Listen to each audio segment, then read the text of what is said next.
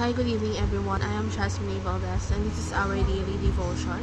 And our topic for today is magpalit ng reliyon o magpalit ng Panginoon. So, conversion. So, in Luke 5:32, it says there, I have not come to call the righteous but sinners to repentance. So, yung Lord, hindi naman siya gumagamot ng mga magagaling na. Ginagamot niya yung mga may sakit. So, hindi siya, same goes na hindi siya pumunta dito sa earth para sa mga believer na. Pumunta siya dito para sa mga makasalanan. And we need to know that the passage from Luke 5:32, it definitely highlights the difference between religious conversion and true conversion. So, yung religious conversion kasi, it often involve switching from one religion to another, and it focuses on external practices and rituals. And however, the conversion is about a deep change within a person's heart. And yung true conversion is actually not about changing religions. It is about turning away from sin and accepting Jesus Christ as Lord and Savior. And it involves a genuine repentance, acknowledging our wrongdoings, and seeking forgiveness from God. And nililid nato yung salvation, a new life in Christ, and a desire to follow His teachings.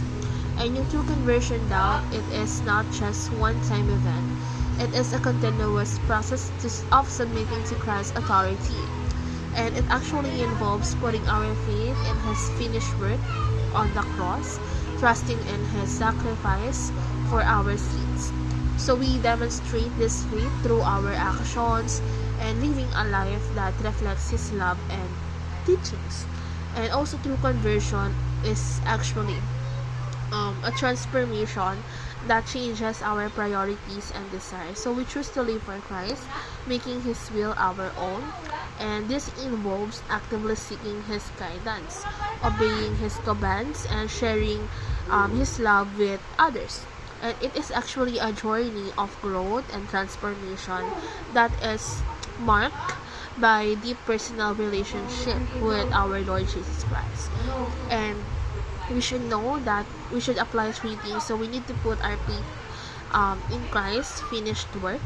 Second, we need to prove our faith through action. And lastly, we need to practice living for Christ as a lifestyle.